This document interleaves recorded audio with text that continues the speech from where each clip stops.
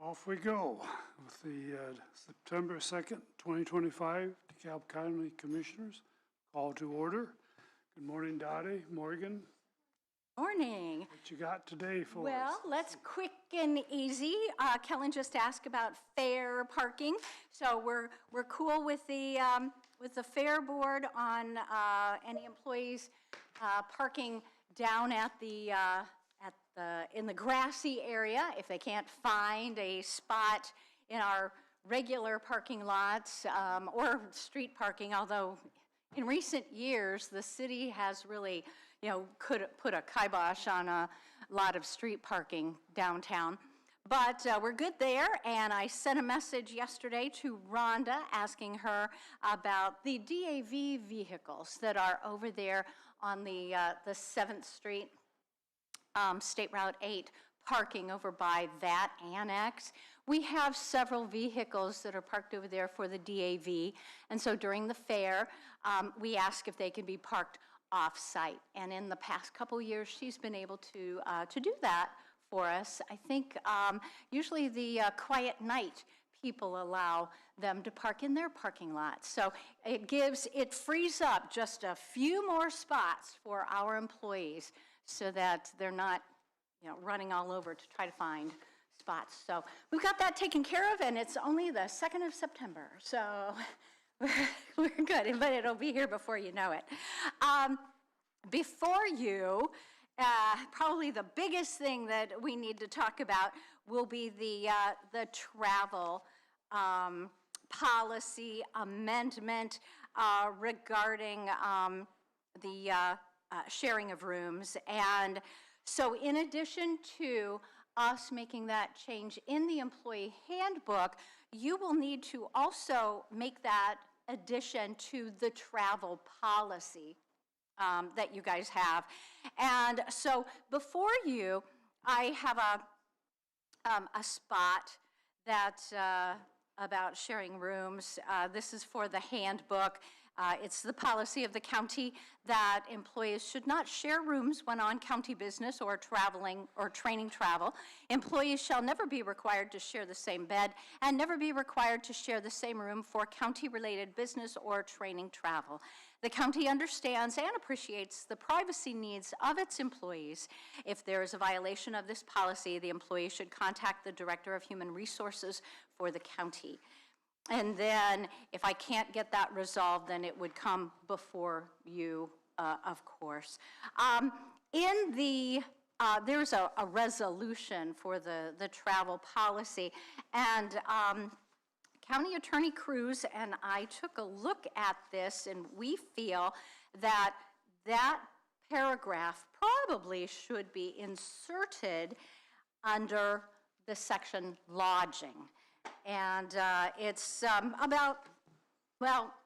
it's a very long policy because, as you can imagine, all the expenses, things like that, are covered in that resolution.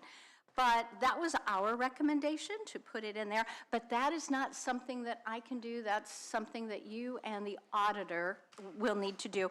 But on the employee handbook, we can go through the same procedure, have you guys approve that.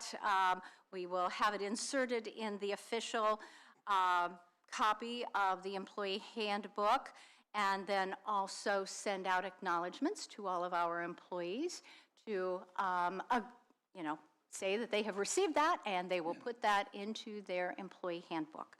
So now it's up to you guys. Okay. Comments, questions? When will this go into effect? I would say immediately after you guys make your definite approval. Yeah. Because we do have there's a rather big conference coming up the end of this month.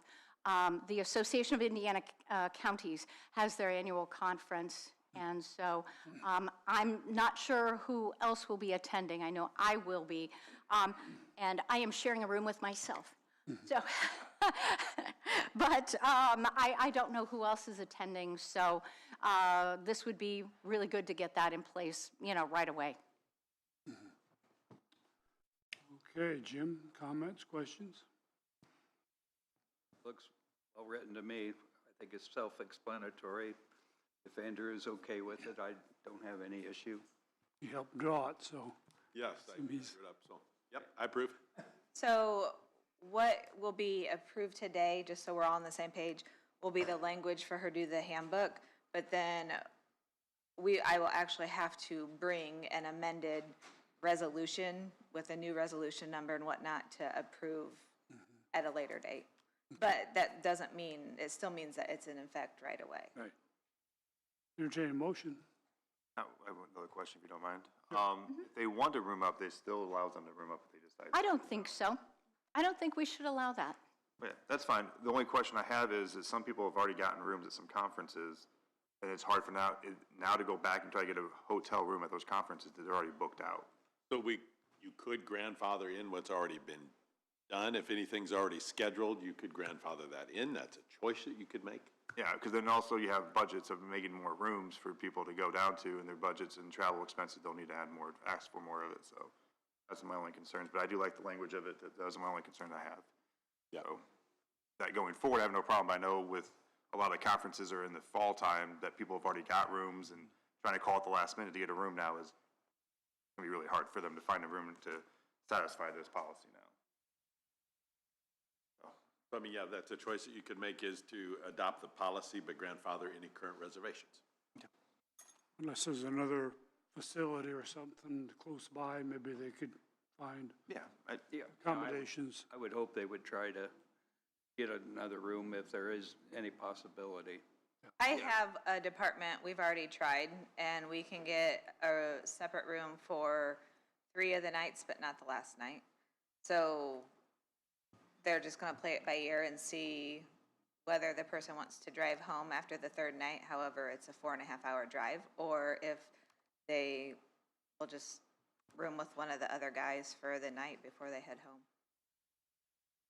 that's my only concerns. I mean, I like the language, I like the idea of everybody having their own room, just kind of doing it now in the middle of conference season, I call it, because fall time is when a lot of the conferences are. So. Okay. Motion?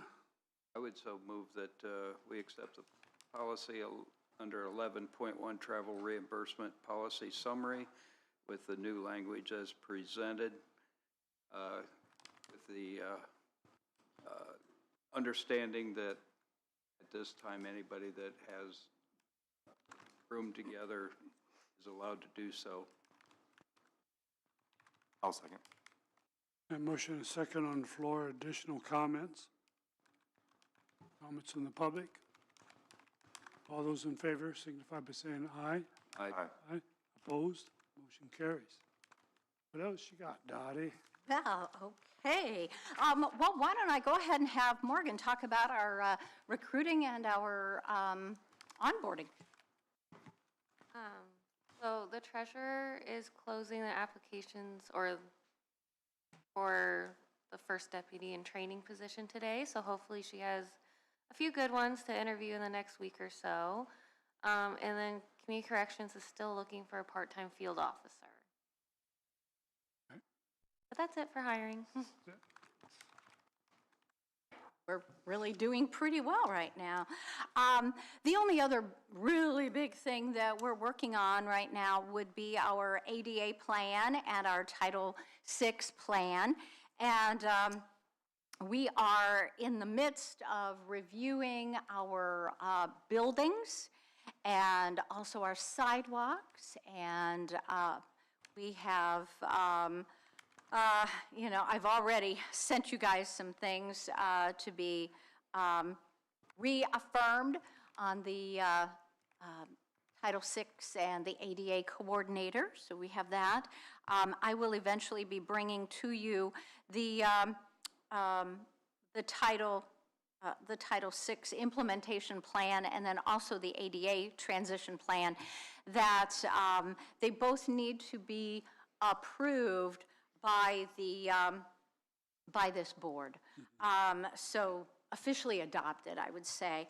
So we'll be doing that very soon. And we've had some great response from our maintenance department, of course. Rick, Evan, and Larry have all been doing some reviews for me, which is great because they have the tools. And also, I should say, Ben Parker, because he's instrumental in all of those sidewalks and ramps out and about in the county. And I know he talked to you guys the last time regarding, Spencerville specifically. We have there are a lot of things, I would say, they are approaches, but they don't necessarily, they're not in our county property. They are more in NDOT's right of way. So now that we've looked a little bit further, we may be pretty good with Spencerville when it comes to that. So other than that particular area, I think overall the county looks really pretty good. There was a fairly new hiking trail out by, I think it's 64, that goes by the river up to St. Joe. And it's not actually county property. So we don't have to deal with that.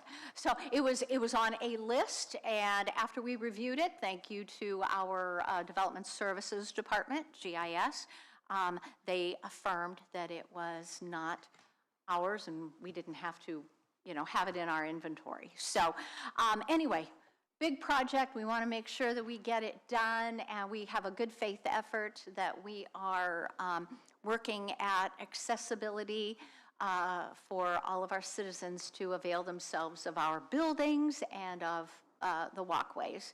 So anyway.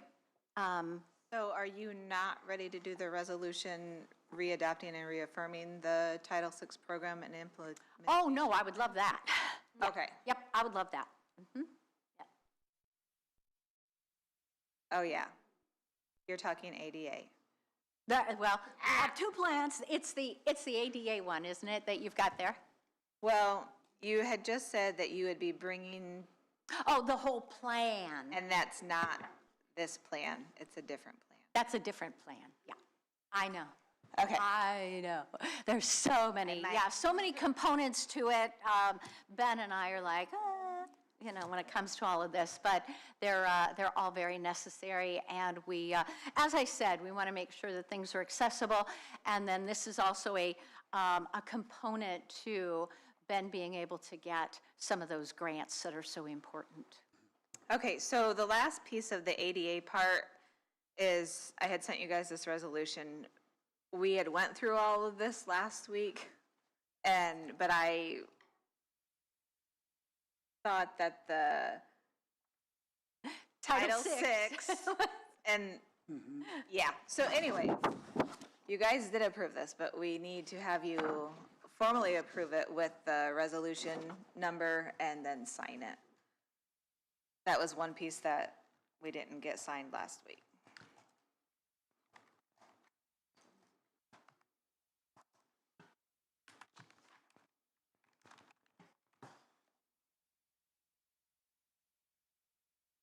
Motion?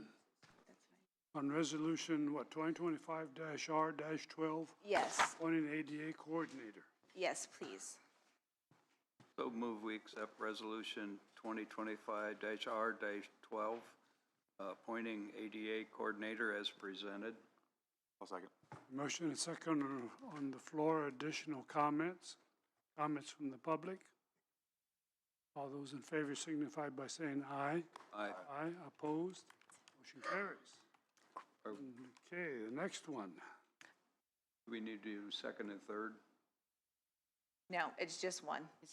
Just one, yeah, just one have to reading. do one on this? Okay, Yep. thank you. We got number 13, resolution. Okay, yeah. So now we're going back to the Title VI. That's why it's confusing. So that was ADA that we just did.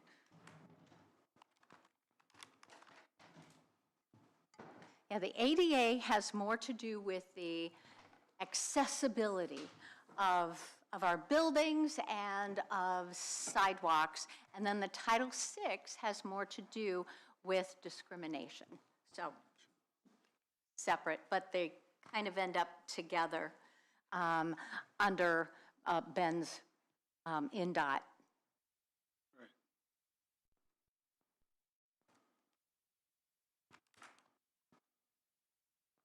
Ready for a motion, Bill? I'll make that motion. I'll second. A motion on the second on the floor for Resolution 2025 R-R-13, Title VI, Program and Implementation Plan.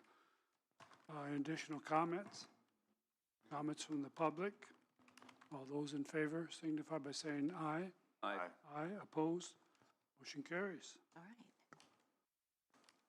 Thank you very much. That's great. That's all that I have on my agenda right now. What do you guys have for us? Anything for Dottie?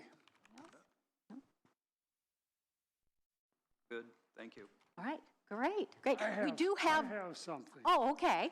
Yes, Larry's job description. Yes, okay. And I would like to do that if it's okay with fellow commissioners, get with Dottie and Larry and rewrite that. Right, yeah. Yeah, if this is something that you guys, and, you know, the more things that the county gets into, the properties that we have, we want to make sure that we are maintaining them well. And, you know, we're also talking about, you know, down the road, a jail. And, you know, there are just so many aspects of it. And we rely on Larry so much for not the day-to-day fixing of something, but it's his planning ahead.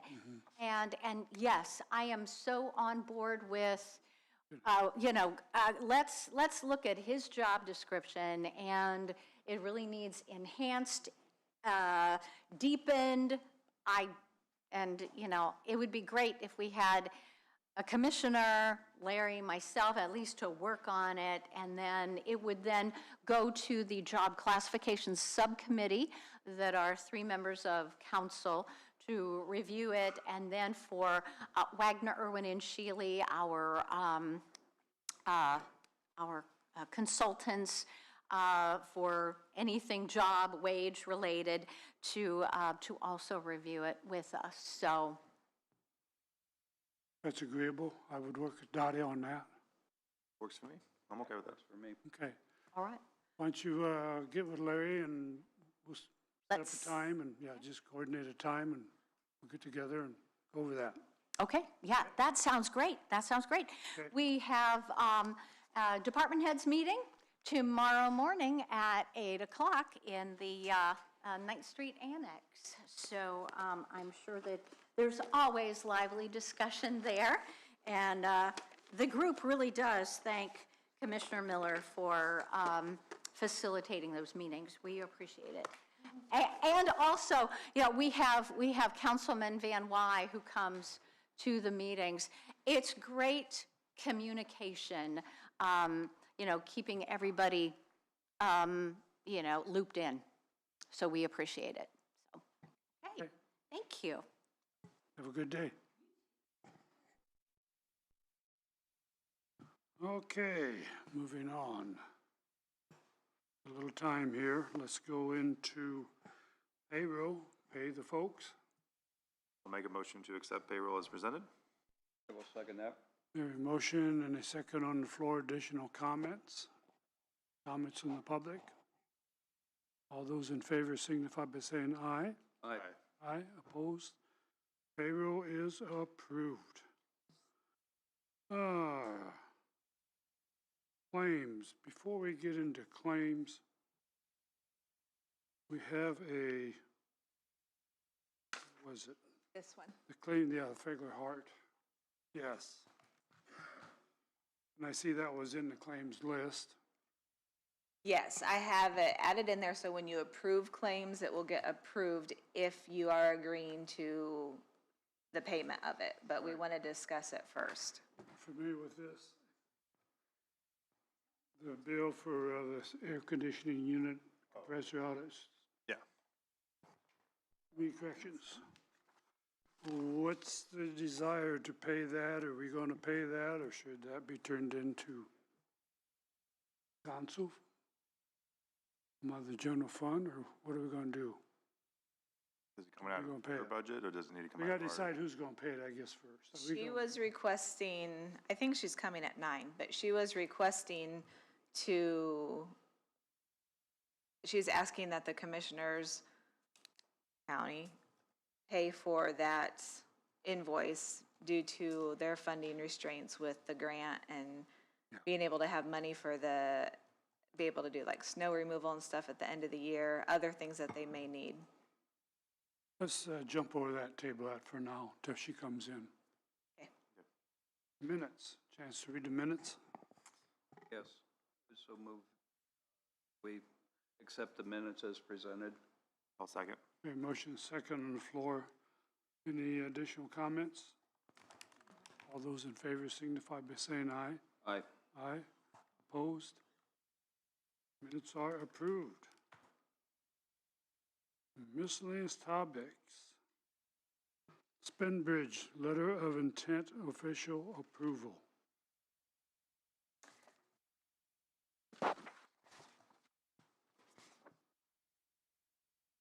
Okay, that was the letter from Michelle that they needed an answer by the 28th to continue working with the company. And so Cruz approved the legality language of it, and you guys approved her to go ahead and sign so that we could get it submitted in time. So I just think that we should have a formal motion that you guys were all in agreement with that. It was a non-binding letter of intent, so it doesn't bind us to anything in the future.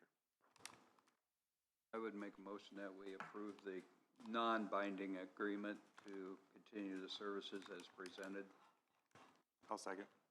A motion and a second on the floor. Additional comments? I do have a comment. Just for clarification for anybody that is watching, this was a program that Michelle uses to get supplies. They were told, last Tuesday, they'd be no longer using it, and they needed an answer by Thursday. So we did come with a consensus, so that way we can get it in the deadline, so she doesn't break services, and now we're just confirming it today. Just so everybody knows what's going on, that there was such a time restraint on it. Okay. All right, Michelle. Hello. Just hang right in there. We're going to get right to you. Okay, we got a motion and a second on the floor. Comments from the public? All those in favor signify by saying aye. Aye. Aye, opposed? Motion carries.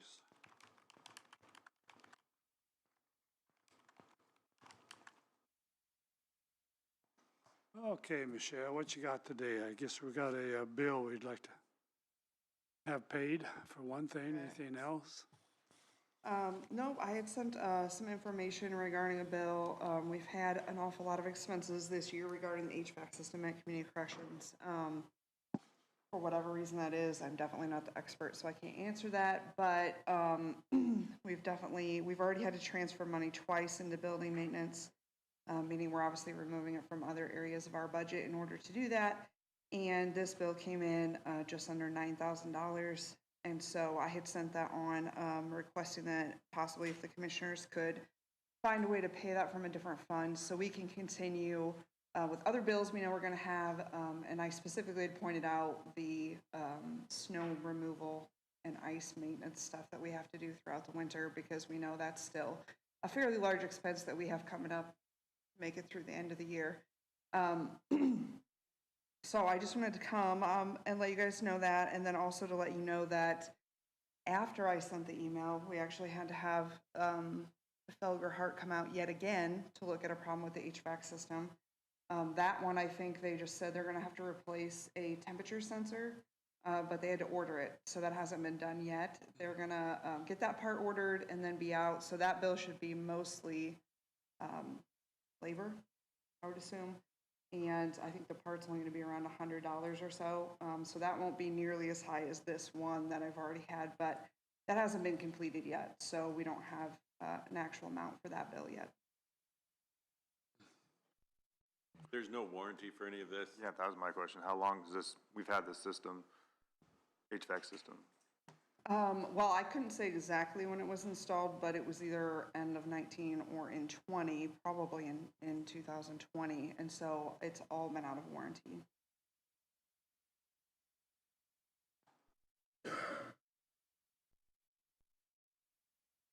Probably just out of warranty. A lot of times it's 5 years, That's what I was wondering, because usually it's 5 years and then 5 to 10 years somewhere in there, so. parts anyway. Well, this is a new compressor, so this would have fallen underneath the parts. So, What's your desires, what's your comments? Question? Sure. Do we have the funds?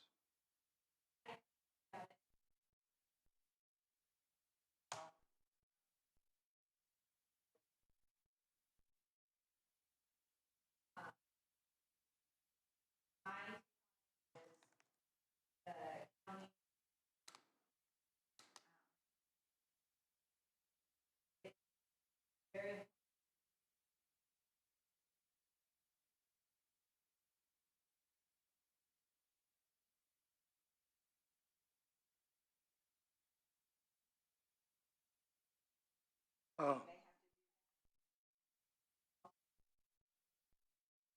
we have contributed benefits, right, Michelle?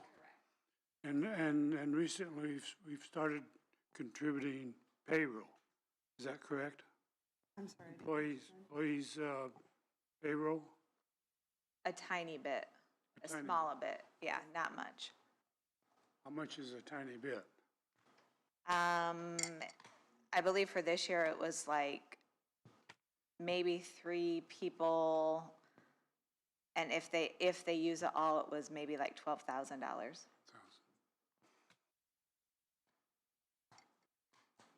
Yeah, and I think one of the things that I'm looking at when I look at our budget is we have a few things operationally, right?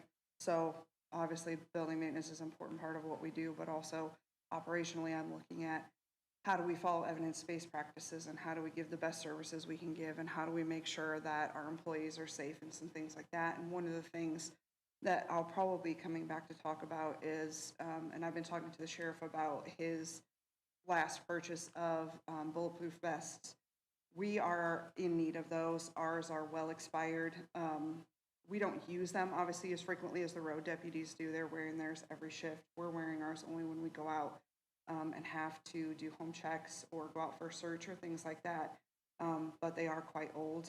And so in talking to him and asking where he purchased his last ones, as well as places that I know I have done in the past, we were starting to get some quotes to find out how much those are going to be. And both of the providers that we've talked to have told us that after the turn of the year, those are going to be going up in price at least 5%, possibly more.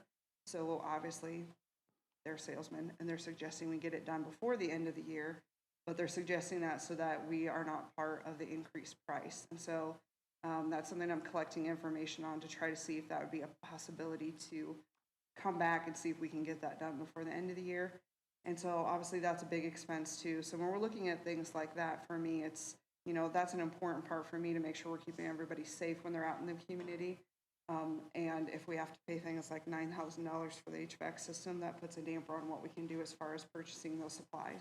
So that's just something I wanted to kind of put a bug in your ear while I was here, so when I come back and talk about it again, it's not brand new information. Do you have an approximate cost? Any idea? Well, I'm actually getting quotes for myself and for the probation department. So I would say mine are probably going to be around $10,000, and then it'll be additional price for those at the probation department that also need new equipment. Theirs are also expired, and if I understood correctly, we're actually donated from somewhere else as a used piece of equipment when they got them. So theirs are definitely expired as well. I have some questions about this. It stated in here, it says the wrong fuse was used. Isn't Frailer and Hart being the only one that's been working on it out there? Felgerhart's only been working on it since last year. Before that, we had different contractors coming in. When we started working with Rick and Larry, they said that they usually do like a yearly contract with Felgerhart, which is not something Community Corrections had in the past. So that's something we had just started I guess it was probably a year and a half ago when Rick started working with us. And what does that contract cover? That covers them to come out and do some annual inspections to make sure everything is working okay, and then to come out and help us when we have issues that need immediate attention. It's the same contract they have for the courthouse and the other buildings with Felgerhart. I wondered about that fuse too, because it was like, it doesn't make sense. Yeah, and I couldn't say who was the one that put that in, so I don't know that information. Put the wrong fuse in, now we have to replace the fuse because it caused damage. I mean, that's why I was like, who's been maintenance in this? I mean, seems to me whoever put it in wrong is the one that caused a lot of the problems. Had problems from day one. Yes, The whole on this whole system. system, yeah. And unfortunate. And the state has not come across with the money they promised originally. It seems like they've cut some of that funding. So here we are, we're hung out with additional costs with these maintenance issues.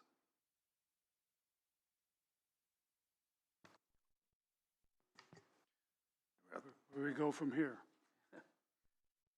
I really, We can pay it this year, but we lose our lighted fund going forward, so it'd have to come in council from now on, wouldn't it? I don't have it in lighted, I have it in county general. Okay. Which the council's already Yeah. for upkeep of buildings.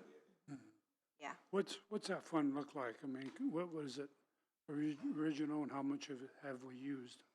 Let me look. We're just basically accepting it as a claim, the conversation we're having, okay.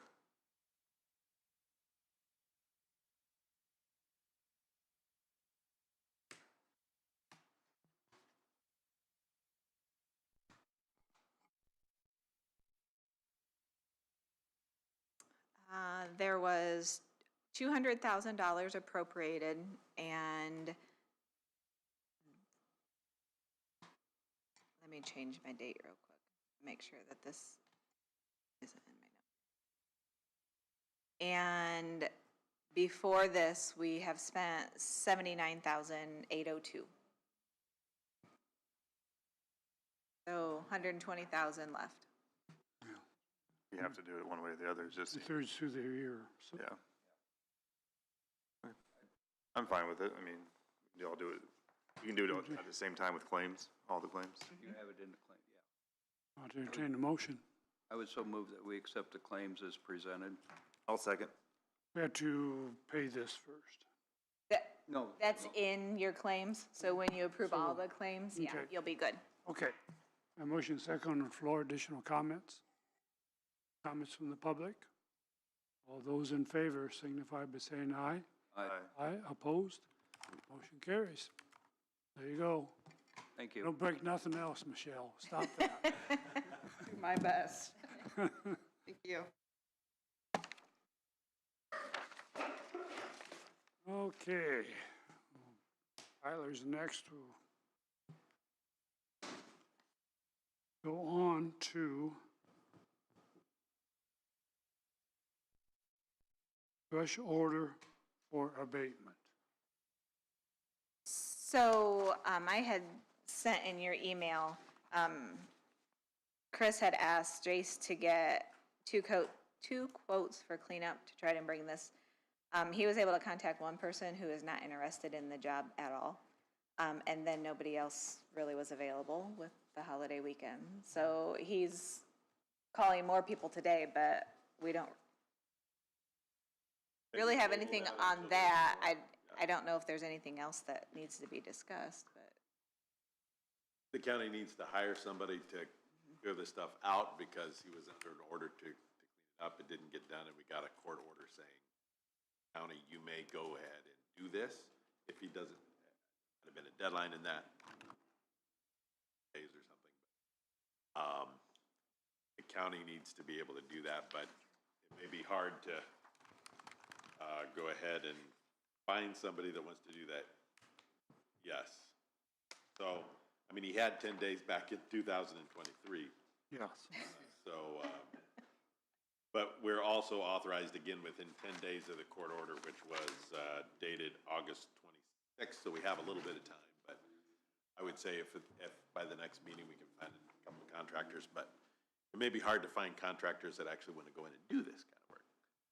I'll email Jace because I believe that Waterloo has somebody that they use. So I'll go ahead and Would email this- Jace and Chris on that. We talking about a scrapper or somebody that would take the goodies, and if we can't find anybody, can we just hire a excavating company to come in there and load it all in a dumpster and take it to the landfill? So that's kind of the idea, yeah, If you can get somebody that will do it. yeah. We That's have the the- court order, so. Yeah. That's the other problem is sometimes it's too small of a thing, like for maybe an excavating company, I don't know. I've got a couple of Yeah. ideas I'll send them, plus Okay. the idea of them contacting Waterloo. Yeah, there's only a few handful of companies that do it. I'm one of them, but I'm not gonna touch it because of conflict, but I'll reach out to Jason, see who he's reached out to and talked to too, so. Okay, That's Tabled for now. tabled for now. pretty much. Wait and see.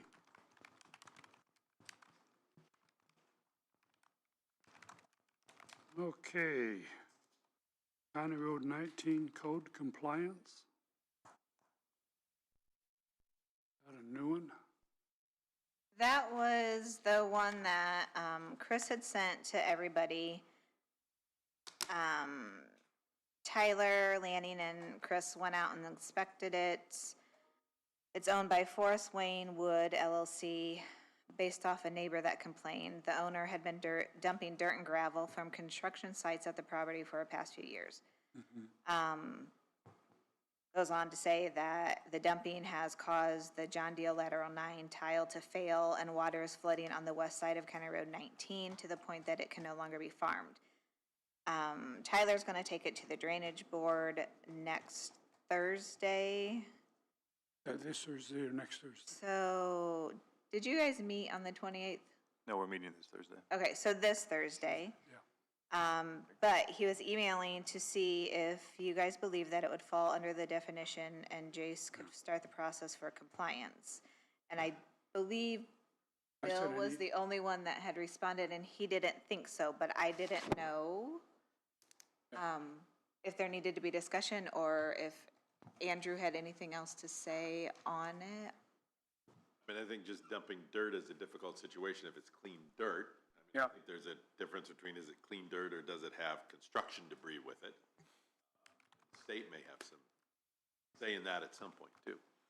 I mean, what's the, guidance if someone damages one of our tiles? I mean, just going forward, And that falls under the surveyor. that's fair and drainage board. Surveyor and the It drainage have to be board. the drainage board. Yeah. Then I would leave it to the drainage board and surveyor to handle it. If it's, because it, to me, it's clean dirt, it's not a Yeah. nuisance. But if it is damaging the tile, then he needs to take care of it. I mean, there's two different things here, in my opinion. Well, they think it's damaging the tile. We'll have to. Look We'll have to into it. get in there and check that out. The Right. surveyor will, because it might be another issue besides the dirt, actually. It just could be a coincidence of timing that's, has occurred. Never know until they'll check it out, find Right. out. Exactly. Yeah. The pictures that you have been sent, looks like it's clean dirt. I mean, I don't see any debris really into it, so. And dirt obviously is recyclable. It can be used as fill or as, Both of you. as topping soil if it's good soil.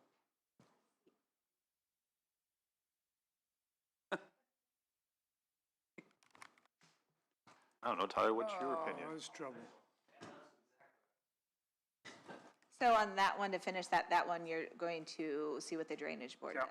Okay. Yeah, we just leave that in their hands and. Pardon? That's the County Road 19 forced wood. They're gonna leave it in the drainage board's hands. That's where the water is. You guys, I think you're gonna talk to the drainage board you about guys it. went out and looked at it. That was just the prior discussion before you guys walked in. So. Okay. Tyler, you are on board. We're up. Okay, Put your mic up, turned on. I'm on. Does everybody have a copy? Did they get copies? Of So we're looking the- at the fee ordinance. So our cornerstone ordinance that we had we're gonna bring it to the next commissioners meeting. We are finalizing some things up. We were responding back and forth with Andrew leading up to this, so, just to make sure that's all good to go. We'll bring that to the next commissioners meeting. For this one, though, we have, our new requested fee ordinance. So basically just, fees will be associated with different services that our office provides. This is something, that most surveyors' offices, do across the state. So, we reviewed, several different counties that are similar structure to ours to see what their fees were and, kind of based off of that. So, all of our fees here will be directed towards, a cumulative maintenance drain account, so that we can use that to help work on drains. Those will be invested and then continue to use those funds to help like drain accounts that are low on funds, those different scenarios that we run into. So our fees that we have here for a plan review, which is basically any drainage plans that we have to review and approve, will be a $100 submission. A proof of address, which is typically like a alcohol license, will be $100.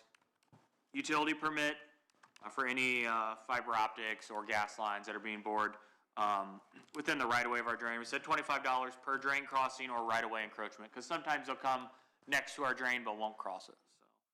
So, a variance, meaning we're allowing a permanent structure within our right-of-way, will be $100. And then we had a non-compliance clause. It'll be a $100 fine, cost of the permit, and $25 per day until the non-compliance issue is brought into compliance. Okay. These are the only fees you guys have. You're holding. We have a pond permit fee that was approved with our pond Right. ordinance. Right. Help align that with our UDO. So these will be our only other fees. Yeah, we didn't receive any money. Like we didn't take in any money before that pond permit fee. Something that. And as you stated, a lot of the other surveyors in the state do this, so this is nothing. Yep, this is certainly not unique to us, so. There's this non-compliance fine, and as I'm just thinking about it here, that I would assume that in whatever ordinance gives you the right to assess that, there's statements about collecting attorney fees and collection costs. Or that's something you should look at. We could make sure that it does. Okay. Yeah.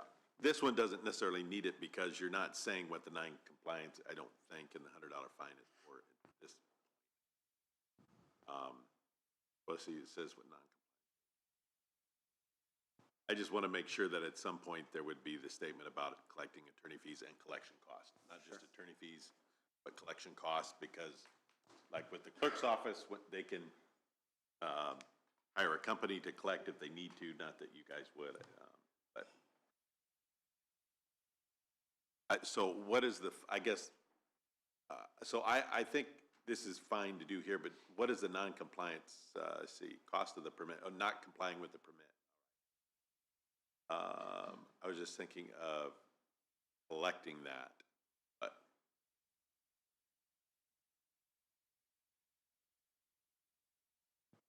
Okay. So let's say, here's a little issue I have. You get the utility permit, you don't get it, you do it. They have to wait 2 weeks until they get in front of the drainage board again to do the permit, correct? Are we gonna charge them for that 14 days? See what I'm saying? Like what's the timeline on until compliance? Like if they say, hey, yeah, we're gonna do it. I would say submittal. Middle, okay, I have to put that in then. Yep. Just to clear that up, because that's gonna be, don't want that to be confusing. Sure. Say till final approval? Well, if we do final approval, say they find out a day after the drainage board approves the utility permit, they have to wait. Now they're out of compliance and they wait till 2 weeks later. Were we gonna charge them $25 a day if it was just a simple mistake? You know what I mean? Wouldn't think not. So if we say upon submittal, if they submit the permit, then they'll stop that, Oh. that time is what. As long as that sounds agreeable, I mean, I think, just to avoid that type of situation. That they start the process of doing the proper way of doing it. That's, Yep. yeah. If they're like, I'm not doing it, then, okay, well, you're charging you. Yeah. Okay. Ready to make a motion on this? I'll make a motion to accept, This to be first reading, right? yes. Thank you.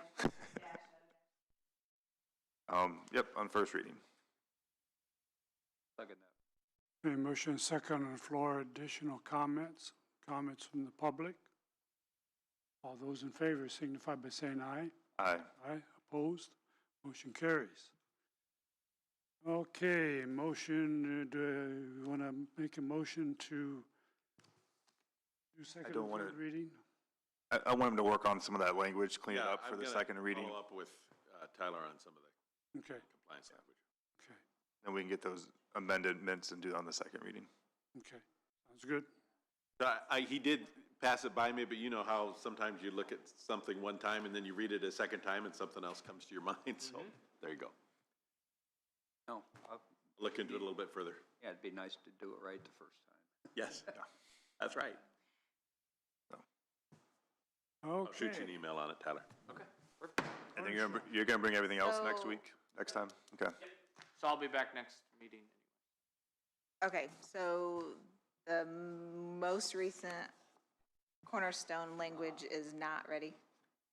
I didn't bring it today. We're finishing things up, responding with So do you want to, do you want this one so that you know whether I need a new one? So this is the latest I had of approvals. Yep. And then you can just send me what the final one is when you guys are done. Okay. Thank you.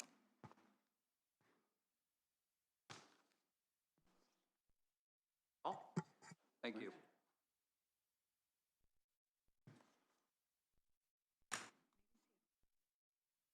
all right. I have one thing that's not on there. So I just got this morning, and I handed it out to you. This is the InDigital contract for Central Communications. So last week, we had discussed, we approved it, and approved Bill to sign the DocuSign when it comes in. But I wanted to show you on page 8, there is a highlighted area that shows the amended language that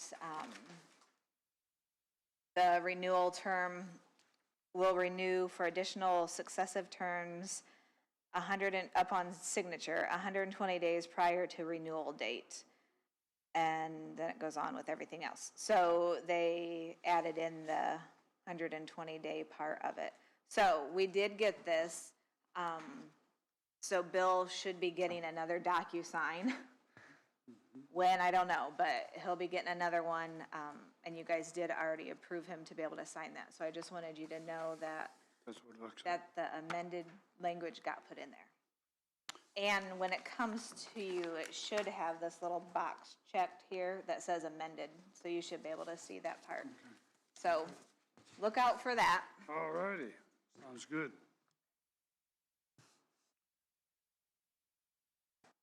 All right, moving on. What else we got? You got anything else? No, we did just contact Ben to see if he can come in early. He's gonna try and head this way. Do we need to make a motion? You don't have to because you did last week. Last week you, in your motion, approved him to sign the amended DocuSign when it comes in. Right. This is just a copy then. Thank you for that clarification. You're welcome. Okay. Jim's got written down a space study update. Want to go over that? Yeah, just for the public's information, the space study has been going very well. We've been meeting every 2 weeks and will continue to meet every 2 weeks. The department heads have gotten an email this morning that will give them a time to sign up, and so that the Ox Agency, which is in charge of the space study, will be meeting with each department head and their employees over the next, I think it was 2.5 weeks. So we are certainly moving forward. It's going very well.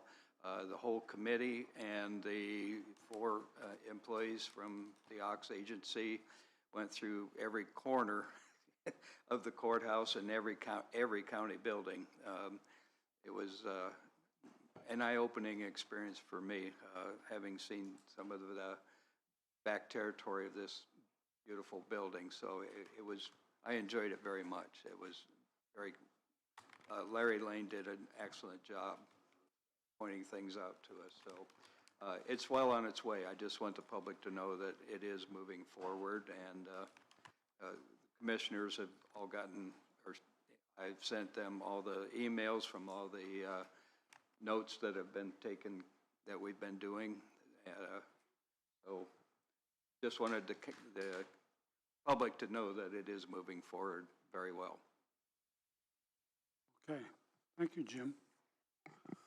Colin, you got anything to report?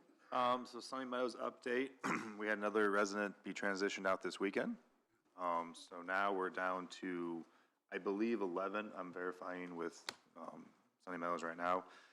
And we have a couple of leads on a couple of other ones, so hopefully 2 or 3 more will probably be transitioned out this month, and then we'll kind of evaluate and we'll see where we're at that.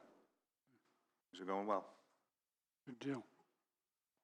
I have one thing on the courthouse security committee. We met last Friday, and we met with a gentleman. His name is Joe Dowdell. Dowdell, D-O-W-D-E-L-L. And he is the Indiana Supreme Court official of judicial administration. And what the meeting was about courthouse security. Of course, he had questions of what we had in place, what our procedures were as far as entry into the courthouse, and then they did a tour. Him and his assistant did a tour along with the sheriff of the courthouse facility, and he's going to write up a report and send that report to us as far as recommendations on what we might need to do going forward. And a lot of things were discussed, including the security system coming in, the windows, just several different topics that might be improved or might be changed or might be left as they are. But we'll get that report. But very, very well-informed gentleman. And he works with, like I say, the Supreme Court and all the counties as far as security. That's all I had on that. Anything else? I would just reference that I believe there's a good portion of the, like, security recommendations and things like that that are non-public, that are not like public information. Right, necessarily, because of natural concerns for making sure that bad people don't get access to that. Yeah, that's for sure. Yeah. Andrew, do you want to do an update on Baymont? Yes, I would like to do that. We can finally say and report that Baymont is paid with all of its fines and innkeeper taxes. It's all been paid. What ended up happening is that there was a judgment, and they paid, I believe, $500, and that was all that they had paid. And so we did a writ of execution and had the sheriff go out, and right before the weekend, before the weekend of Labor Day, and basically the sheriff was going to be able to execute and grab any, I think it was computers, money, cash, and in exchange for not that then interfering with their business for the weekend, they ended up paying it through 3 separate credit card transactions and got the bill paid. So that is a positive there. Bill is paid. So that's good, finally, and that work, I think, started close to when I began as county attorney. There were at least 2 hotels, this Baymont and then Country Inn and Suites, that were not paying the innkeeper's tax or had not paid it. I do have to report, though, that it looks like the other hotel, Country Inn and Suites, is currently uncollectible. I drove by and looked in the window. The whole building is gutted, so there's nothing for us to grab in the way of a writ of execution. And the judgment is not against the real estate or a lien on the real estate, because the the operating company that was paying and owing the innkeeper's taxes did not own the hotel. So, and it's, you know, unless we would hire a private investigator potentially, or an accountant or something to go and figure out what other hotels in Ohio, I think, is where this corporation's out of, or LLC's out of. It may be difficult to ever get any assets, and even if you do that, then you have to then transfer the judgment over there to whatever county they're in, and then start the execution process, probably with an attorney in Ohio. So, What's the tab on that? What do they owe? Do you have that handy? I should be able to access it here. I have just a minute to go to my innkeeper's tax file and pull up the judgment. Now, you're looking for that. I want to explain. There's been a lot of talk and some conversation, because I've kind of led the drive against the Baymont, is that the innkeeper tax is a tax that they collect that's supposed to go to our tourism department. They're more of a pass-through entity. It's not a profit for them or anything like that. The other hotels in the county have been paying it and doing exactly what they needed to be doing, but Baymont has not, and they've been doing it for years, off and on. And that's why we've gone after them, as some people say, that if other hotels are paying, taking the money from the people that are supposed to come to us, and they're doing it properly, that we're going to make sure that all the hotels are doing this properly. We weren't choosing out anybody singly or anything like that. We're just following the rules and applying them to everybody equally.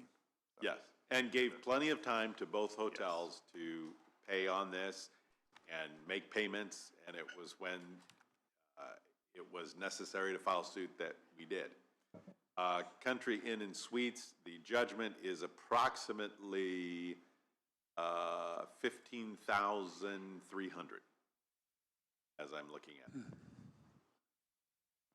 But there's no, like, personal property assets that I'm aware of to grab in DeKalb County. And the hotel is not even an ongoing working business right now, because the building is gutted, like it's to the studs.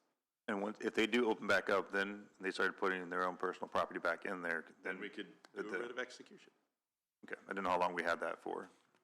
I think we could do that for up to 10 years pretty easily.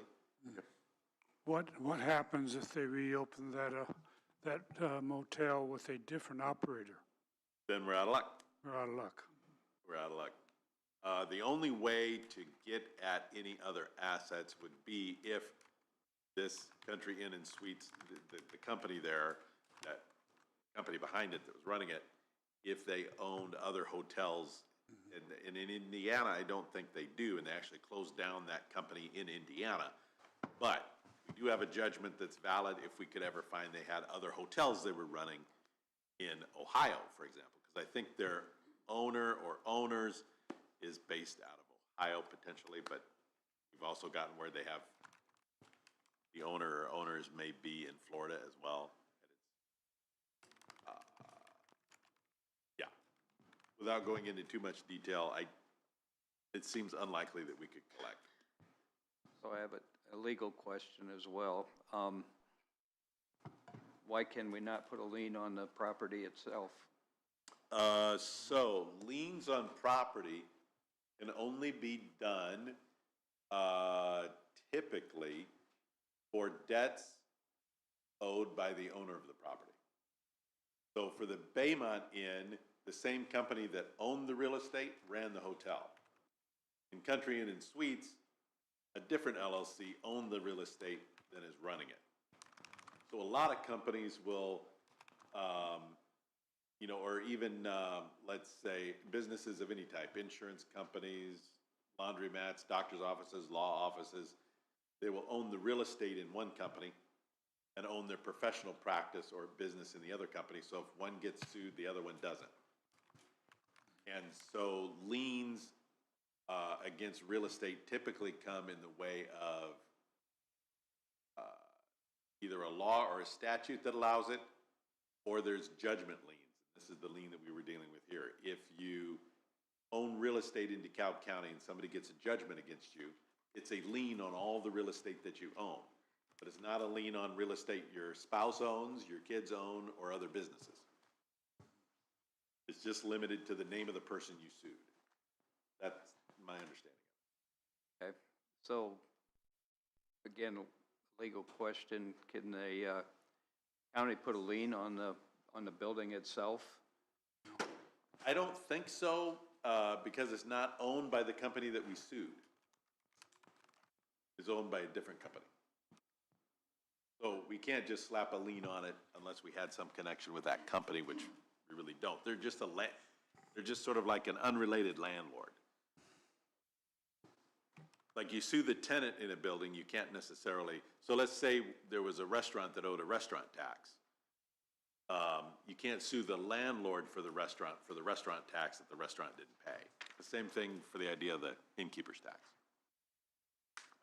You said the only other option we really have is to hire a private investigator, Or an accountant maybe, or somebody to look into the a debt assets in collector? Ohio, huh? Like a debt collector. Would he be able to go in there and, Yeah, potentially.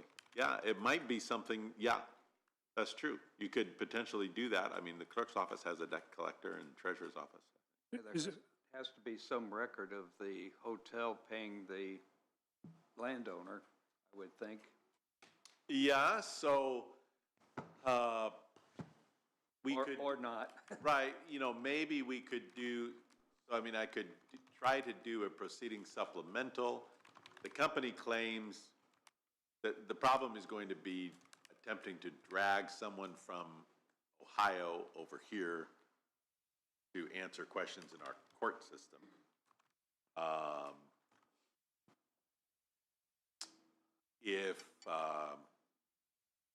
So, I mean, there's a couple of names that I think are associated with the state. I could attempt to do a court hearing called a proceeding supplemental on that, to drag them in, but my sense is they're not gonna, I would have to get personal service on them, and we've had trouble getting personal service. I think they're the type of people that the way they do their business operations, I don't know that I'm gonna be able to get personal service on them aside, because they're out of state most of the time. So how do we get a hold of them? They're Indiana court orders to appear in court only apply in Indiana. And if somebody doesn't come to Indiana, then there's issues there. Now, I could get it, if I knew where the person was, maybe we could get the judgment transferred to another state, to their county of operations. But again, we have a judgment not against the owner, we have a judgment against the company. It gets to be questionable there as to, I can transfer a judgment to another county, but then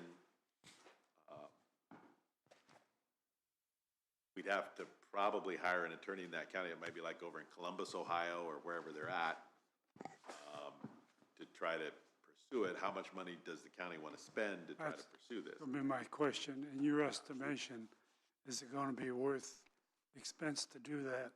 Well, it might be if we could find a company that would be willing to dig into it, do a collection for us. that's why I thought the collection, and we have one set up with the clerk's office, maybe that, let them go do it, because they take a percentage of it anyway, so it wouldn't cost us. You want me to see if I could reach out to them and, If they're interested in what it would be? chasing it down. Yeah. Because they just take a percentage of the overall, so it doesn't. They have cost really us. good processes already set up on how to find out where assets and property are. So that might be the way to go. Okay, Okay. sounds good. It'd just be nice if we could put them to the stone. Well, yes, I mean, it's not fair to the other hotels and to the community and to the Visitors Bureau not to have They're all this money come through. following the rules and doing what they're supposed to. I agree. Fair to the citizens of the county, at the very Absolutely. least. Well, and the pathetic thing about it is they gain by paying this tax. It's for their benefit. Because we promote the county, which promotes Encourages customers tourism to coming come into to that. the county, and they're gonna rent rooms, and it's just ironic that they're not paying it. Really ironic. I like the idea of the collections company. I'll pursue that and see. I do want to make one statement. There are 12 people at Sunny Meadows still, and there's 3 that are scheduled to leave the next 2 weeks. So, Oh. 2 weeks. 3 of them are supposed to, they have dates that they're going to be transitioned out, 3 of them. So I will let you know when they do transition out. I talked to Sunny Meadows, and they clarified those numbers for me, so just to, Good deal. I believe I said 11, so I wanted to make sure. Anything else? Ben, respond. He said he was gonna try. Chris, have anything he wants to bring to the table? He shook his head no. Twiddly-dee, twiddly-dum. Put Chris Gaumer on the hot seat. Yes. Answer some cross-examination questions or something. That's right. We got, council budget this week, sounds like, right? We do, yep. Tomorrow, they will meet beginning at 5 o'clock in the evening. Okay. They'll start then with their regular meeting, and then they'll move into budget work, and then return on Thursday morning after your drainage board to continue any more budget work that needs to be done.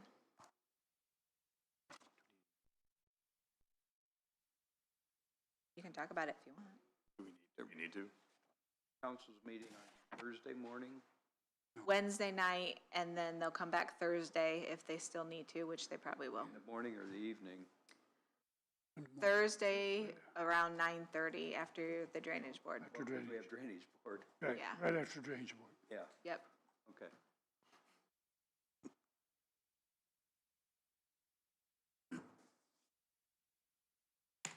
Okay, anything else? Do we have to approve CAFO that we got information on?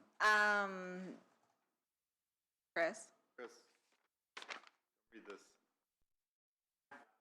You already got it? I sent it, Can you do anything about this? I sent it to him. No, I'm gonna get in contact with, the Graber, who it is, Leroy Graber. Favor? I'm gonna get in contact with him about what their plans are. We've not received anything in our office yet on that. So they'll just have to go through a development plan approved by the Plan Commission, whenever they get that submitted as it being a commercial, CAFO. Is this something where it's normal and usual for people that are wanting to bring that kind of CAFO to do an IDEM application first before seeking local approval? Half and half, probably. I mean, they. I was just curious. Yeah, they want to make sure they can get IDEM approval, which is a more lengthy process than ours. So that's why they might start that first. But they might start that first just to get it done. They're zoned correctly and they're allowed to do what they're allowed to do. They just have to go through the Plan Commission to make sure the development plan meets our standards, and then as well as soil, water, highway, health, drainage board, all that. And then if So there they'll have was to go any through that variance, process. they would have to go through the BZA. If there are any variances requested, yeah.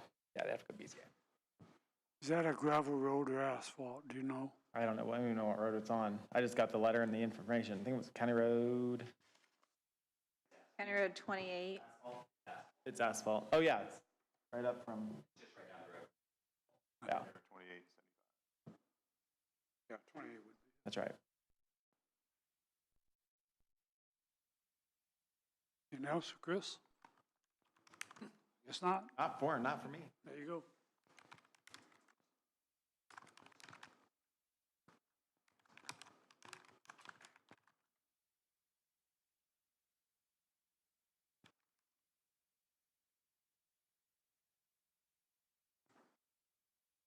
We got a 5-minute bathroom break? Do you want to just take a break? Yeah. Take a break right now? Sure. We can do that.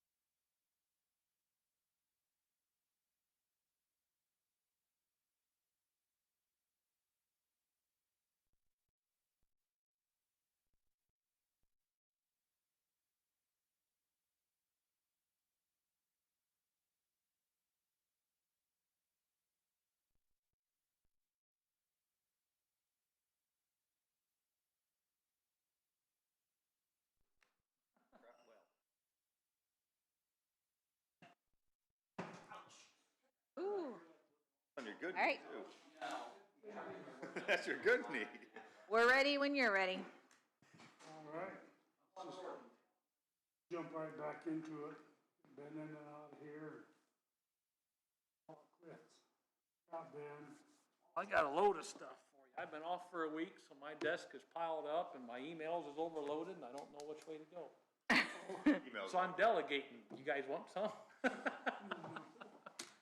Oh, we're okay. We messed it up anyway. Would you? Yeah, you don't want us to do that.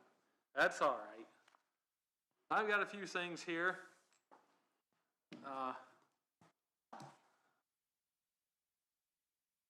First thing, I've been working with Andrew Cruz on some insurance reimbursements due to crashes from the county. And I've got one that he started, but then he had to excuse himself from due to conflict of interest. So originally, we started out, Andrew sent a letter to Lucas Clevenger.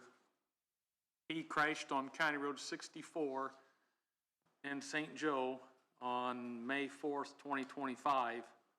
He went up, he crashed, sounds like he swerved to miss an animal in the roadway, a deer it says.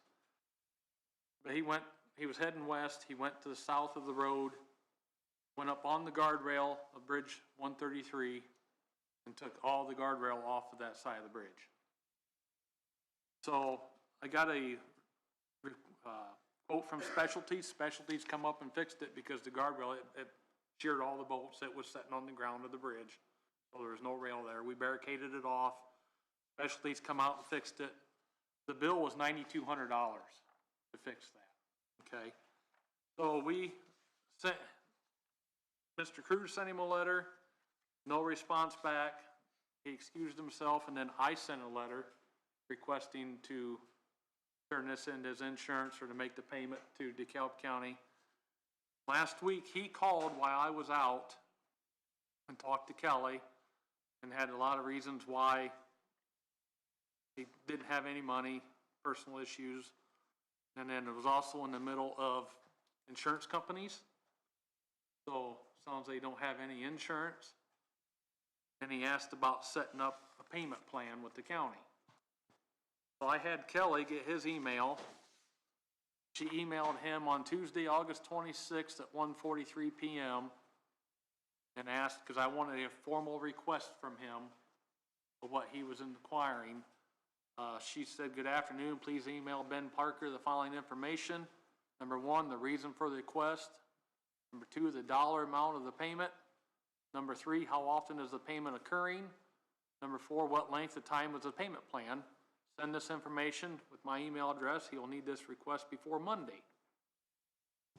Have not heard anything.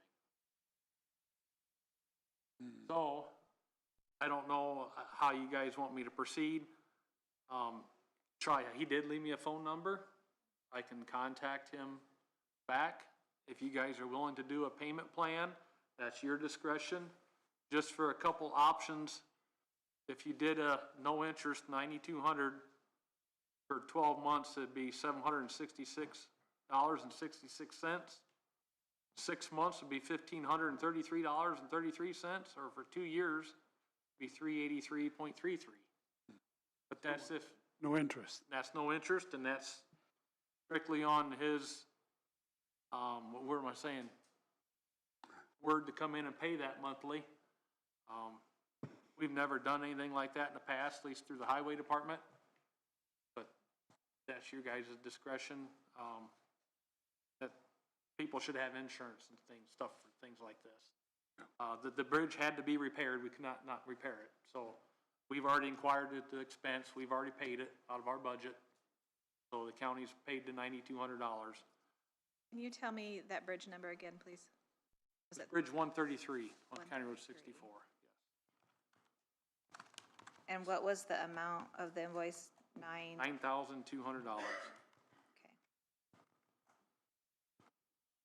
Okay. With talking with Andrew, if we wanted to seek litigation after him, we have the right to do that. He would have to get us the different attorney. He could recommend someone just because he's with a conflict with him being a prior client. So we have that option. I could try contacting him again. it's just $9,200 is quite a bit of money to be out for. I mean, it's truly his fault. It was an accident. I mean, the police report says, he said he swerved to miss a deer. I mean, it happens every day. People hit deer or swerve to miss them. I mean, it just cost the county a lot of money. So, Did they do a breathalyzer on him, do you know? they just don't say that in here. I mean, look, I don't recall it saying anything in here. Typically, we'll say they did a breathalyzer or send them in for drug testing. Just don't say nothing about it. Nothing about it. Thoughts, comments? No, as Ben said, they should have added insurance. There's no doubt about, that. I think it's, even Andrew can correct me, but I believe it's a law in Indiana that you have to have insurance. Believe so, yes. So, that throws up a red flag, especially since the gentleman really isn't contacting you. I mean, he did after the second letter, but he didn't, we requested an email. I wanted a formal written request from him. Yeah. And I didn't get that by Monday, so he had a week from today is when he called. So an email, I think a week after 2 letters sent to him was sufficient time. Yes, I agree.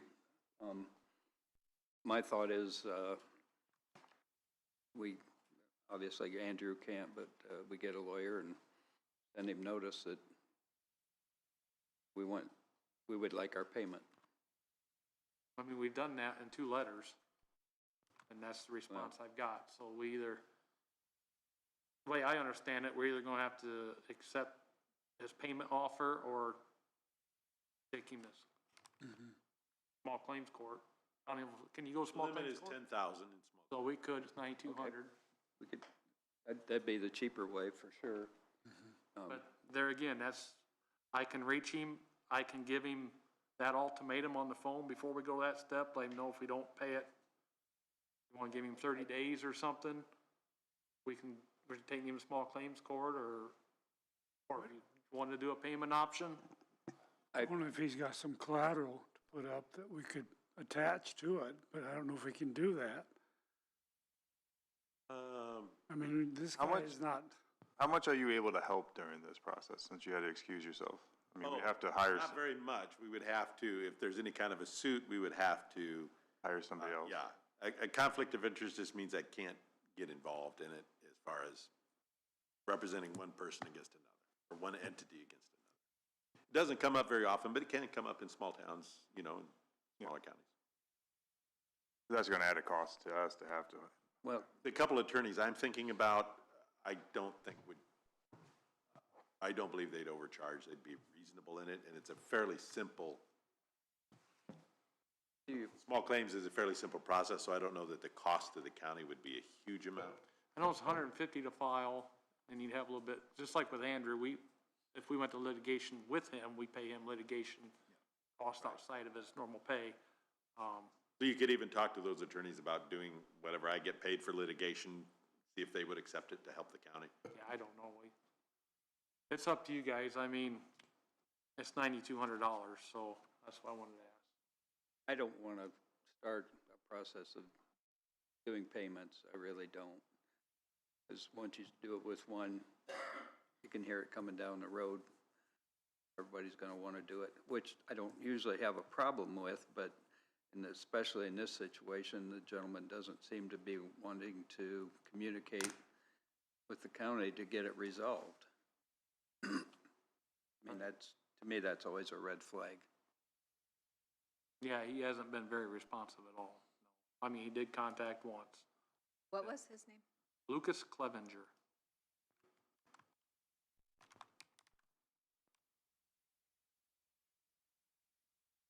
comments? Any other comments?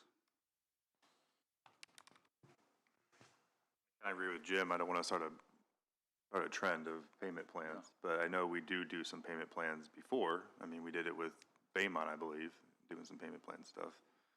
So I'm not one way or the other, honestly, and I'll kind of leave it. Should we have Andrew send him a letter that, you know, he needs to come up with this money, or we'll take him to small claims, is that? Well, he can't, Well, Andrew, Ben could. yeah. Ben could do that letter. but I've sent him that letter. I mean, You did, or already sent him that? originally Andrew signed the first one. But not about small claims. Yeah, it was in there that we would, Oh, was it? we would Okay. seek restitution. If I remember right. I didn't bring the letter, but But it said something about further legal action or something. I think it said we would seek further legal action. Legal action. Because then There's I, always a veiled threat of a lawsuit. right.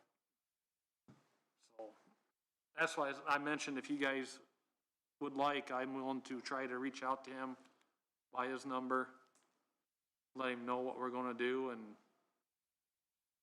if you wanna give him 15 days, 30 days to come up with the money, or that's what we do, I'm okay with that. That's why I wanted to bring it up to you guys and see.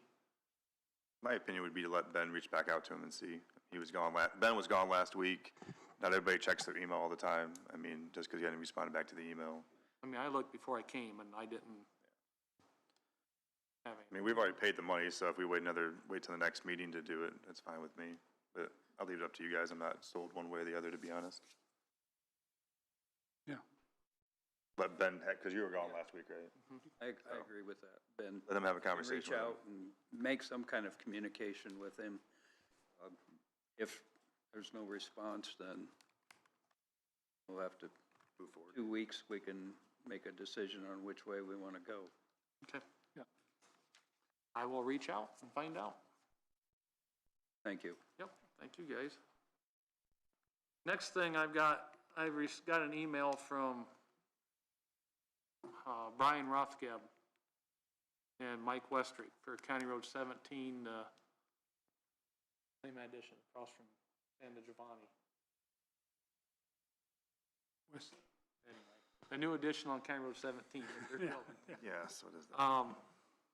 We discussed originally converting that road with the county doing the labor, them paying the cost. I did an estimate, it was just like $157,000 and change roughly. He sent me an email last week while I was off, I had seen it this morning, that Mike Westrick is willing to pay that $157,000 to the county to have that road done. To our specs. That we would do it. Yes, so it would be to ours. I responded to him that I would bring it up before you guys. He also asked about getting it done this year. We'll try, but we're getting late in the season. And I know getting people to haul stone and things, it's hard. Everybody's getting a year-end rush at this moment. So I'm not gonna commit to that. But also, if you guys was okay with doing this, we need to have some type of an agreement. That's where Andrew would have to come in. I think would have to be signed by both parties. And how it would be paid. Whether he would pay us, or he's going to set it up with contractors, and then we get the material from the pits or whatever. I don't know how you guys want to handle this, or even if you want to handle it. He should pay us so that we are able to track the bills Yeah. as it being done. So in 10 years, when somebody wants to know how much that costs, we'll be able to pull up the information. Yeah, he needs to pay us. Okay. Among other reasons too, actually, I think. As far as. I don't disagree, I just. Yeah. But then I guess, first of all, we'll have to decide if we want to accept doing that. And then if we do, we'll have to have Andrew write some type of an agreement that both parties can sign, and he's willing to go ahead and pay us, and then. Is there still a possibility of using millings for sub on that sub base? Not this year, no. Not this year, no millings. I mean, we're going to get them, but I'm concerned to commit to it, because if I don't get them covered in time, Yeah, I'm afraid of the winter, what will happen. it's a time So, thing, If I got the stone on there, I'm not worried about stone through the winter. right. But I'd be concerned about the millings, and they're gonna start milling tomorrow. Hauling millings, so. And I also haven't seen them millings.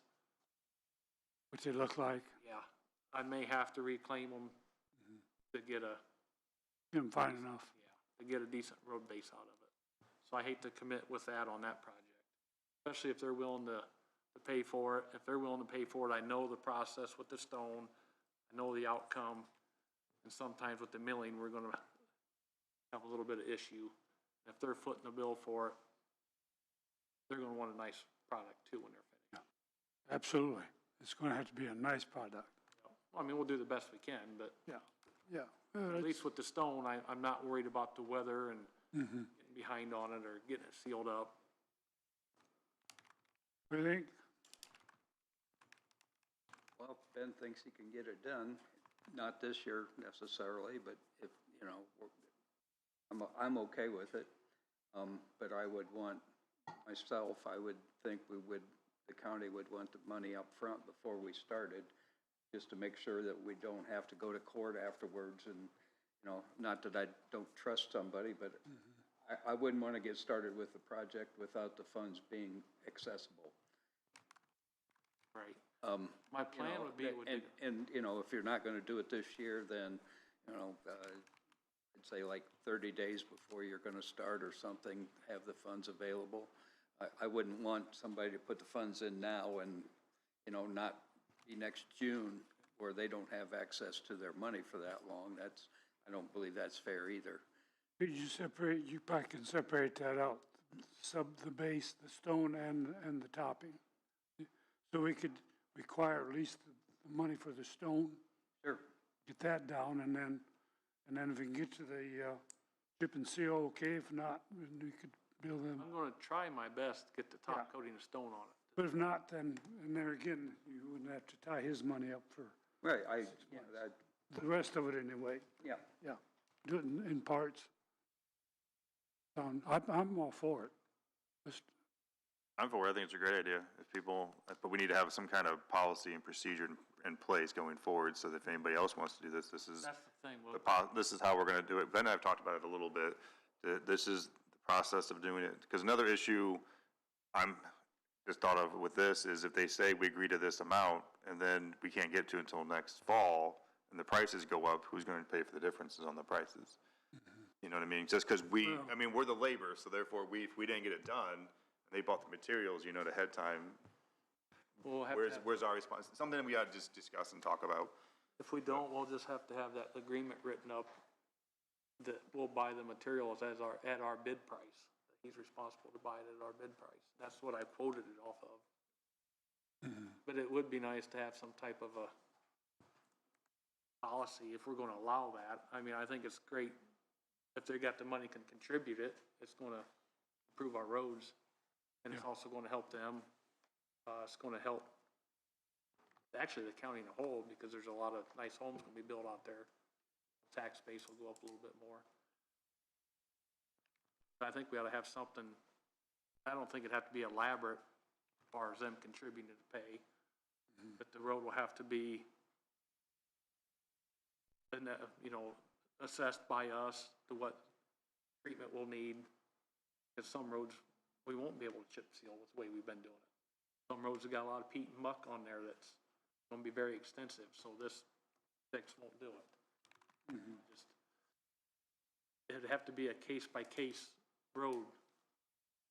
I don't wanna say we can do all for Well, and there's always a time factor too, that too. of what you can and cannot accomplish within Exactly a right, given year.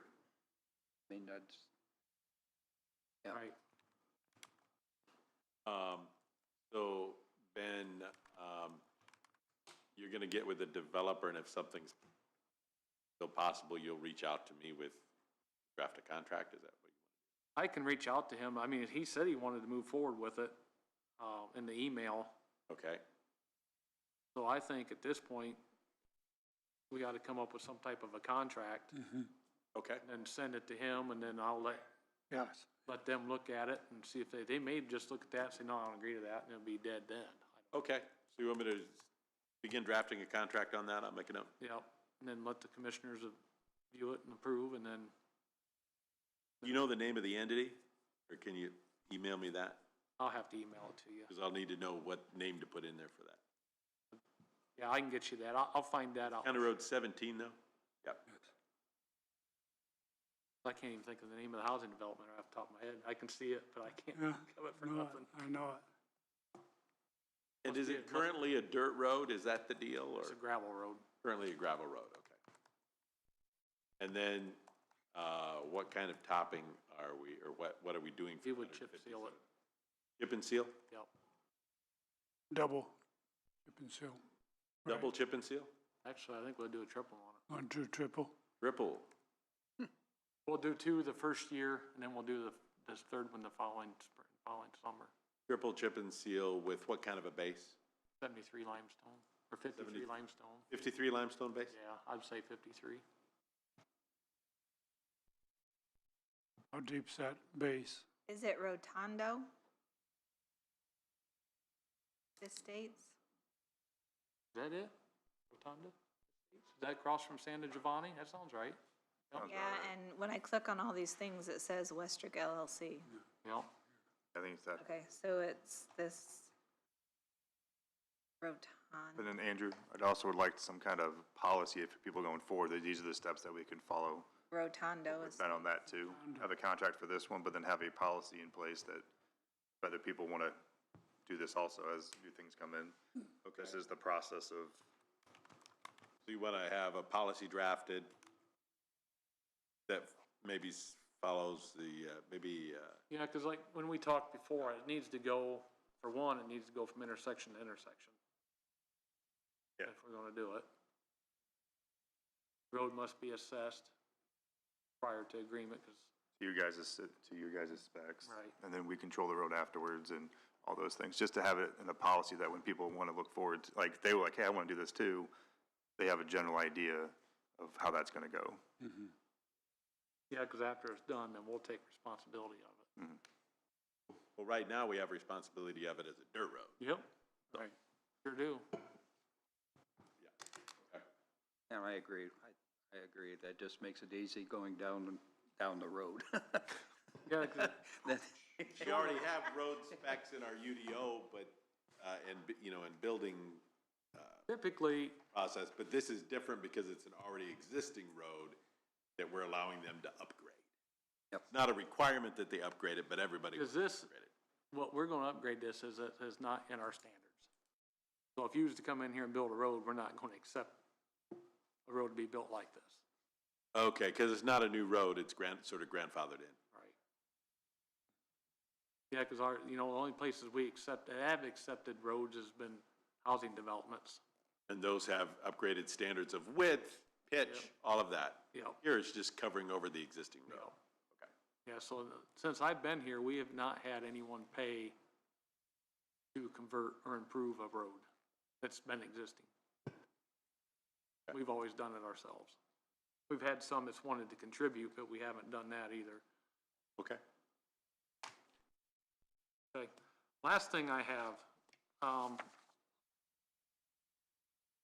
study that we talked about, May 12th of this year, I brought to you guys up, County Road 60 road improvement studies. This is between I-69 and 427. We, at that point in time, agreed to proceed with this, and you guys all signed this on May 12th. That wanted me to set on this, because you wanted to see by having the council pay for that. And I brought it up during my budget presentation, and never really got an answer. Whether they was gonna fund that or not. They didn't say no, they didn't say yes. They just listened, and I kinda asked, we wanted to know if we needed to wait or find another funding option. I've not heard anything. So the reason I was asking, I didn't know if you guys wanted me to go ahead and proceed with this. The contract was for, I think it was for not to exceed 280, but let me double check.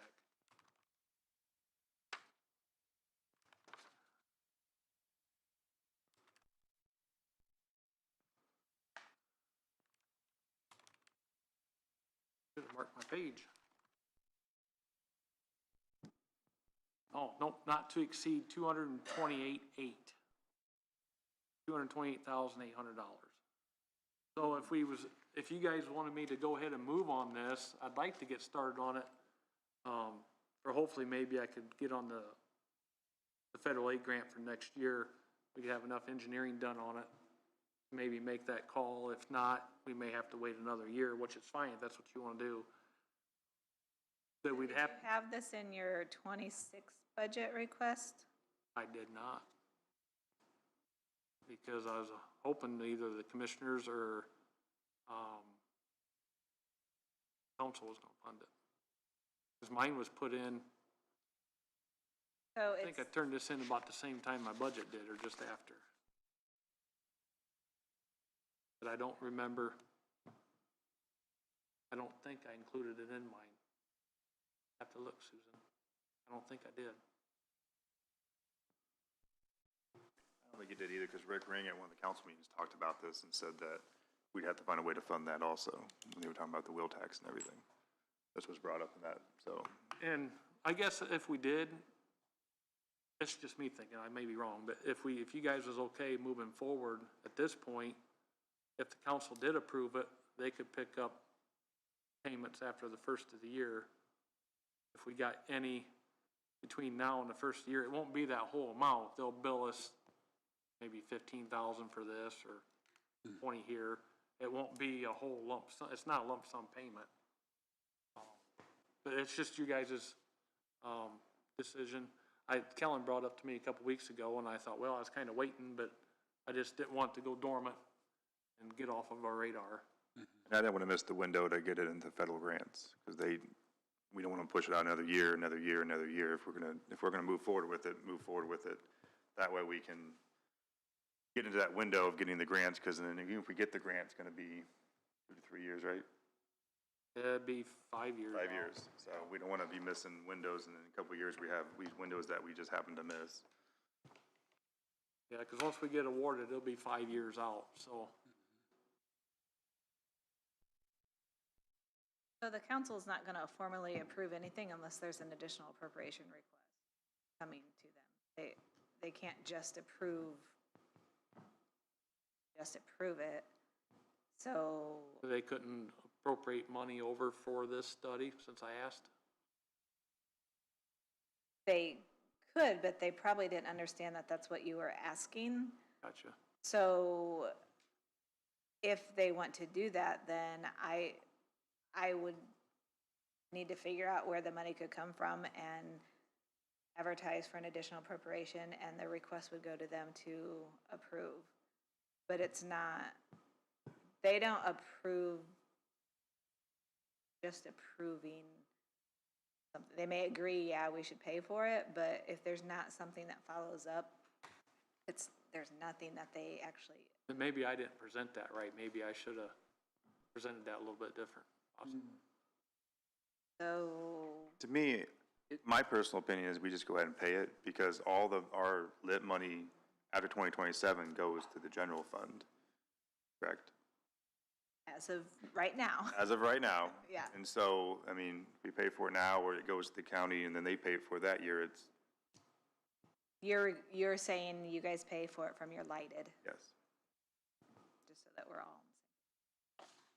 We pay for our lighted, and whatever we don't spend on our lighted next year gets put in the county general, then the council can approve it. And I don't want to wait a whole other year if it's a 5-year out project, you know what I mean? We don't want to have these gaps in there if we want to keep the roads and bridges and all that stuff moving forward. So the payment plan is broke down in Appendix A here. Some of these is on a lump sum basis. So probably the first thing would be the total graphic survey. That's $48,000. Bridge design and plan development, stage 1 is $88,300. Utility coordination, $6,100. Geotechnical services is $36,900, not to exceed. Environmental services is $5,000. Waters of the U.S. reports $9,500.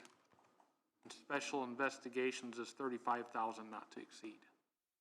So them's more than likely will be what we're billed at different times. Yeah, different times. Right.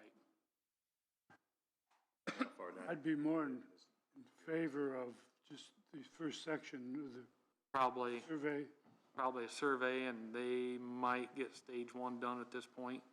So what I asked Ben was, what would he get to next year? And he said the For survey this and the year. bridge this year, and that looks like it'd be about 136,000 for that part of it, They might start some utility coordination. which is another 6,000. So the big chunks is gonna be the bridge is 88,000, Right. so. And they're gonna work with us on the billing too, if we needed to. Why don't we fund these first three stages? And then ask, council to pick up the rest of it. I'm fine with that. I just don't wanna miss the windows and having gaps of this funding. We can. Let's get it possibly get- started, and we'll fund it, and then get the council pick up the rest of it next year. Question. If we do that, do we have the lighted funds to do it? We do. Okay.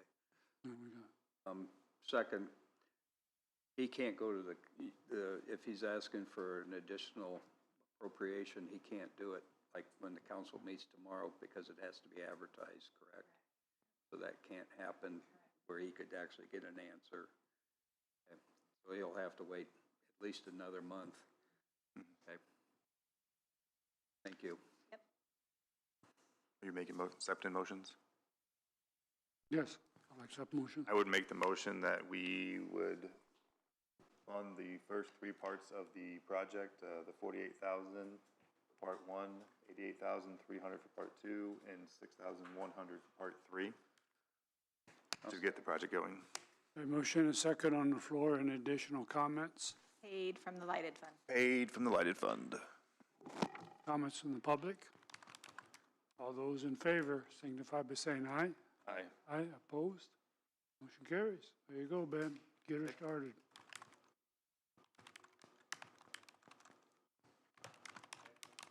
I will find out for sure. I'll just have them work within that fund amount of them three. They might need to pull a little bit. I'm not sure on their, that's the way it's broke down here. I just want to be clear, I'm not for sure. They may do a little bit of environmental, they may do some of the water US report, or I'll just make sure we work within that amount. Broke down that way, but. Clarify with them, yeah.